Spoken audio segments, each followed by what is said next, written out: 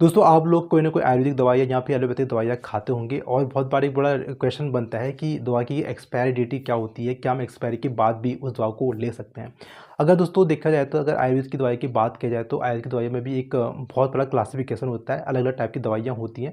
बहुत सारी क्या कहते हैं चूर्ण वाली चूर्ण रूप में होती हैं, कुछ गुटिका यानी जो टैबलेट फॉर्म में होती हैं, कुछ ऐसी होती हैं जो एल्कोहल प्रिपरेशन होती हैं, कुछ कास्ट औषधियाँ होती हैं। तो बहुत टाइप की मेडिसिन का एक पूरा क्लासिफिकेशन होता है। तो सबकी एक क्या कहते हैं पोटेंसी पीरियड होता है कि इतने टाइम तक ये अच्छा काम करती है। ठीक है, कुछ चूर्ण होते हैं आपके क्या कहते हैं 1 साल तक काम करते हैं। तो ये जो मैं आपके चूर्ण है या फिर टैबलेट्स होती हैं क्या करती हैं 1 साल तक तो आपसे अच्छा काम करती हैं, लेकिन उसके बाद क्या होता है धीरे-धीरे जैसे आपसे थोड़ा-सा अगर 2-3 महीने का लेट करते हैं तो पोटेंसी धीरे-धीरे कम होती है मेडिसिन की। पोटेंसी कम होने की वजह से क्या होता है दवा उतना अच्छा काम नहीं कर पाती है, जिसकी वजह से इनकी एक्सपायरी डेट होती है। उसके बाद ये दवा काम तो करेगी लेकिन बहुत अच्छे तरीके से काम नहीं करती है।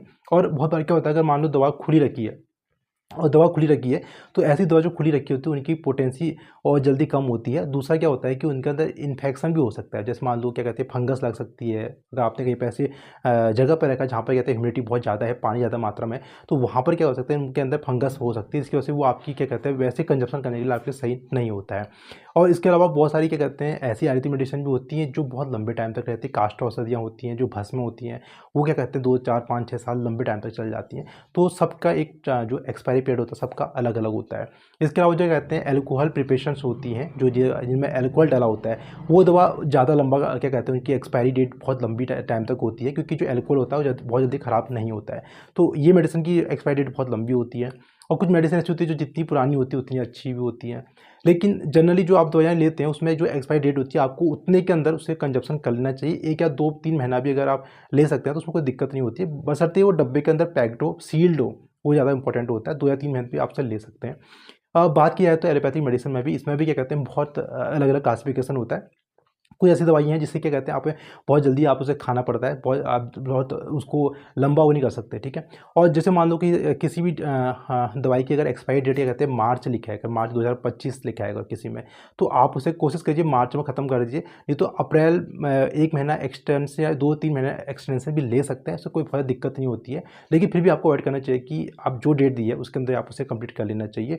और ऐसा नहीं कि अगर आपको 1 महीना अगर आपने ज़्यादा लंबा हो गया, आपने खा ली तो कोई आपको कुछ साइड इफेक्ट देखने को मिलेंगे, ऐसा नहीं होता है। दवा की थोड़ी पोटेंसी कम हो जाती है। और दूसरा का जैसे कुछ दवाइयाँ एंटीबायोटिक होती हैं, तो एंटीबायोटिक में क्या होता है कि एंटीबायोटिक अगर आप बहुत एक्सपायरी डेट बहुत ज़्यादा लंबा एक्सटेंड हो चुकी है, तो वहाँ पर क्या होता है कि दवा पोटेंसी कम हो जाती है। अब आप दवा उसे खाएँगे, ठीक है, तो आपके बैक्टीरियाज़ क्या होंगे सही से मरेंगे नहीं। बैक्टीरिया सही से नहीं मरेंगे तो वो क्या कहते हैं रेजिस्टेंस पैदा कर देते हैं। तो ऐसे में कहा जाता है कि जो आपकी एंटीबायोटिक्स होती हैं, वो आपने उसी जो एक्सपायरी डेट है ना, उससे पहले वाली लेनी चाहिए, बाद में अवॉइड करना चाहिए। और बहुत सारी मेडिसिन ऐसी भी हैं जिसे आप 1 या 2 या 3 महीने के हिसाब से क्या कहते हैं उसको एक्सटेंड करके भी ले सकते हैं, कोई दिक्कत नहीं होती है। लेकिन फिर भी मैं कहता हूँ कि आपको अपनी सेफ्टी के लिए क्या कहते हैं अवॉइड करना चाहिए। गलती से अगर आपको खा लेते तो ऐसा कोई बड़ी बात नहीं है, लेकिन एंटीबायोटिक्स में बताया था उसमें आपको बहुत ज़्यादा ध्यान रखना चाहिए, क्योंकि रेजिस्टेंस पैदा हो जाएगी तो आपके लिए बाद में आपको दिक्कत होगी, आपको फिर हायर एंटीबायोटिक की ज़रूरत पड़ेगी। तो इसके लिए आपको कहते हैं इसको दवा को अपने एक जो टाइम पीरियड दिया है एक्सपायरी में उससे पहले ले लेना चाहिए। और आयुर्वेदिक दवाई का भी ऐसे ही रहता है कि आपकी उसकी पोटेंसी कम हो जाती है। अगर आप पोटेंसी कम हो जाएगी दोस्तों तो दवा उतना अच्छा काम नहीं करेगी। आप कितना भी खा लोगे तो आपको लंबी ज़्यादा डोज़ की ज़रूरत पड़ेगी। तो इस वीडियो में हमने जाना कि क्या कहते हैं जो दवाइयाँ होती हैं उसकी एक्सपायरी डेट क्या होती हैं, कैसे उसको लेना पड़ता है। और वीडियो अच्छी लगी तो वीडियो को लाइक और शेयर ज़रूर करें। मिलते हैं नेक्स्ट